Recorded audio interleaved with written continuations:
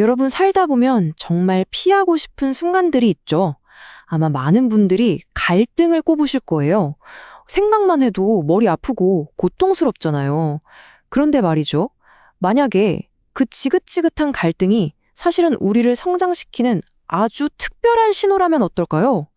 오늘 저와 함께 갈등 속에 숨겨진 진짜 의미를 한번 찾아보시죠. 정말 힘든 일을 겪을 때 우리 다들 이런 생각 한 번쯤은 해보잖아요. 아니, 세상에 많은 사람 중에 왜 하필 나한테 이런 일이 생기는 거지? 바로 이 질문. 이게 바로 오늘 우리가 떠날 여정의 시작점입니다. 자, 그럼 갈등은 도대체 어디서 오는 걸까요? 모든 건 다름에서 시작돼요. 여기 보세요. 똑같은 정치인 한 명을 보는데 돈을 빌려준 사람, 돈을 꾼 사람, 아무 상관없는 사람. 이 세 명의 입장은 완전히 다르겠죠? 하나의 사건을 두고도 세 개의 다른 현실이 존재하는 거예요. 맞고 틀리고의 문제가 아니라는 거죠. 그냥 우리가 서로 다른 안경을 쓰고 세상을 보기 때문에 생기는 아주 자연스러운 현상일 뿐입니다. 자, 그럼 이제부터 갈등을 좀 다르게 한번 볼까요? 핵심은 이겁니다. 갈등을 골칫거리 문제로만 보지 말고 내게 무언가 중요한 걸 알려주려는 신호로 관점을 바꿔보는 거죠. 인생에서 마주치는 갈등들, 이게 그냥 우연히 생기는 시끄러운 소음 같은 게 아니라는 겁니다. 아프고 힘들지만 사실은 우리 삶의 아주 중요한 일부고요. 놀랍게도 우리한테 4가지나 되는 깊은 교훈을 준다고 해요. 자, 지금부터 그 교훈들을 하나하나 파헤쳐 보겠습니다. 첫 번째 교훈입니다. 바로 배움이죠. 시련이 닥쳤을 때 왜 나한테만 이래 하고 화부터 내는 게 아니라 딱 한 번만 이렇게 질문에 바꿔보는 거예요. 이 일이 나한테 뭘 가르쳐 주려고 하는 걸까? 이 작은 질문 하나가 모든 걸 바꿀 수 있습니다. 이게 진짜 재밌는 게요. 우리 뇌는 질문을 던지면 어떻게든 답을 찾으려고 막 움직인대요. 그러니까 그냥 힘들어 죽겠네 하는 대신에 이 갈등에서 내가 뭘 배울 수 있지? 라고 딱 질문을 던지는 순간 우리는 더 이상 상황에 끌려다니는 희생자가 아니라 의미를 찾아 나서는 탐험가가 되는 거예요. 질문 자체가 열쇠가 되는 셈이죠. 여기서 애응지물이라는 좀 어려운 단어가 나오는데요. 이거 10대 말하면 그냥 마음속에 꽉 막힌 응어리라고 생각하시면 돼요. 이게 뭐냐면 지금 내가 겪는 갈등의 진짜 원인이 사실은 저 멀리 아주 어린 시절에 겪었던 어떤 상처 때문일 수 있다는 거예요. 예를 들어 볼까요? 어릴 때 계속 무시당했던 아이는 커서 직장 상사가 그냥 툭 던진 한마디에도 남들보다 훨씬 크게 상처받고 폭발할 수 있는 거죠. 과거의 그 응어리가 풀리지 않고 계속 남아있다가 비슷한 상황만 되면 나도 모르게 튀어나오는 겁니다. 그럼 이 애응지물, 이 마음속 응어리를 어떻게 해야 할까요? 바로 이 불취외상 자신반조라는 말에 힌트가 있습니다. 겉으로 보이는 현상에 얽매이지 말고 네 마음을 돌아보라는 뜻이에요.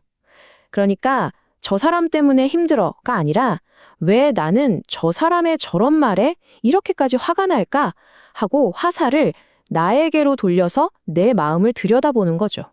이게 바로 진짜 배움의 시작입니다. 자, 두 번째 교훈으로 넘어가 볼까요? 바로 성장과 성숙입니다. 역경이 우리를 어떻게 키워내는지에 대한 이야기인데요. 갈등을 극복하는 과정이 단순히 문제 해결에서 끝나는 게 아니라 우리를 더 나은 사람으로 만들어준다는 거죠. 자료에 따르면요, 스트레스에 대처하는 방식에 크게 2가지 경향이 있다고 해요. 물론 이게 모든 사람에게 딱 들어맞는 건 아니지만 서로 다른 방식을 이해하는 데 도움이 될 거예요. 한쪽은 스트레스가 오면 그 원인을 없애버리거나 아예 피해버리려고 하는 거죠. 다른 한쪽은 그 스트레스로 인한 상처를 일단 받아들이고 내 안에서 소화하려고 하고요.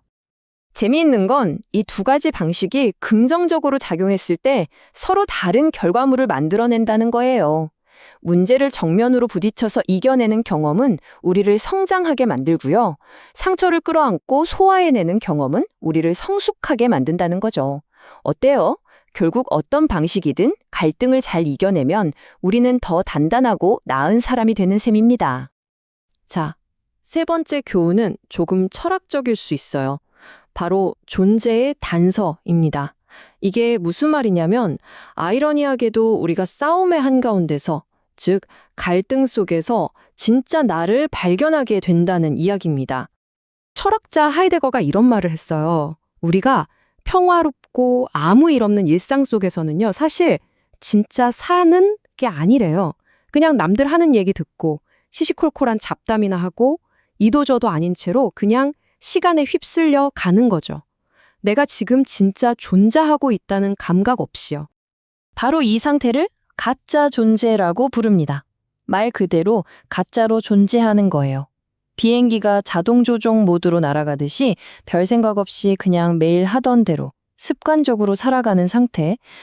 편하긴 하겠지만 속은 텅 빈 것 같은 그런 느낌이죠. 그런데 어느 날 갑자기 엄청난 갈등이 터지거나 이유 모를 불안감이 엄습하거나 뭔가 세상이 너무 낯설게 느껴지는 순간이 와요. 바로 그때 자동 조종 모드가 탁 꺼지면서 진짜 존재의 스위치가 켜지는 겁니다.